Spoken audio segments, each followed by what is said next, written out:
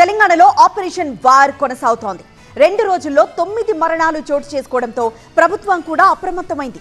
విద్యుత్ షాకులతోనే చనిపోయారని కొందరంటుంటే కేబుల్ వైర్ల కారణంతోనే చనిపోయారని విద్యుత్ శాఖ అంటోంది. ఇంతకు ఎవరి నిర్లక్ష్యం 9 మంది ప్రాణాలను బలి తీసుకుంది? పండగ పూట హైదరాబాద్లో వరుస విషాదాలు కలకలం రేపాయి. కేవలం 2 రోజుల వ్యవధిలో కరెంటు షాక్తో ఏకంగా 9 మంది మృత్యువాత పడ్డారు. మరికొందరు గాయాలతో ఆసుపత్రిలో చికిత్స పొందుతున్నారు. కృష్ణాష్టమి రోజున రాత్రి రామంతపూర్లోని గోకుల్ నగర్లో శ్రీకృష్ణుని రథోత్సవం కార్యక్రమంలో విద్యుత్ షాక్ తగలడంతో అక్కడికక్కడే 5గురు చనిపోయారు. మంగళవారం చాంద్రాయణగుట్ట బండ్లగూడలో కరెంటు షాక్తో 2 మృతి చెందారు. ఇక అంబర్పేటలో వినాయకుడి మండపానికి పందిరి వేస్తోండగా కరెంటు తీగలను కట్టెతో పైకి లేపుతోండగా షాక్ తగిలి రామ్ చరణ్ అనే వ్యక్తి చనిపోయాడు. ఈ క్రమంలో విద్యుత్ శాఖ అధికారులు దిద్దుబాటు చర్యలకు ఉపక్రమించారు. విద్యుత్ వైర్ల కారణంగా చనిపోలేదని, కేబుల్ వైర్ల వల్లే రామంతపూర్ విషాదం చోటు చేసుకుందని ఎస్పీడీసీఎల్ చైర్మన్ ముషరఫ్ అలీ తెలిపారు.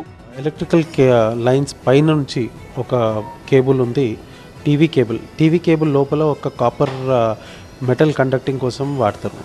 అది కేబుల్ వచ్చి లైన్ మీద పడిన తర్వాత అది కింద డాంగ్లింగ్ ఉండడం వల్ల దాంతోని ఈ కాపర్ కనెక్ట్ అయ్యి కింద డాంగ్లింగ్ ఉన్నప్పుడు ఆ మెటల్ పోర్షన్ తోని పుష్ చేయడం వల్ల వాళ్ళకు ఎలక్ట్రిక్ షాక్ కి వాళ్ళు గురయ్యి వాళ్ళకు మృతి చెందడం జరిగింది. కరెంటు పోల్స్ పై అడ్డదిడ్డంగా ఉన్న కేబుల్ వైర్లను ప్రభుత్వం తొలగిస్తోంది.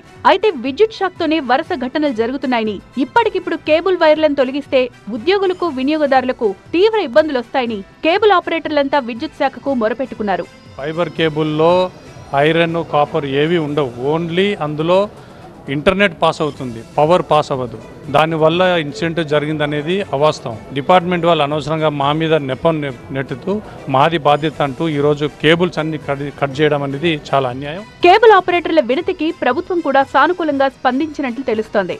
అయితే రూల్స్ కు విరుద్ధంగా ఉన్న కేబుల్స్ ను తొలగిస్తామని ప్రభుత్వం తెలిపింది. ఉప్పల్, రామంతపూర్, చిలకానగర్ లో విద్యుత్ అధికారులు ప్రత్యేక చర్యలు చేపట్టారు. ప్రస్తుతం గాయపడ్డ వారికి ప్రభుత్వ ఆధ్వర్యంలో చికిత్స అందిస్తున్నారు. చనిపోయిన కుటుంబాలకు ప్రభుత్వం 5 లక్షల ఎక్స్గ్రేషియా ప్రకటించింది. మరోవైపు భారీ వర్షాల నేపథ్యంలో ప్రజలు అప్రమత్తంగా ఉండాలని అధికారులు సూచిస్తున్నారు.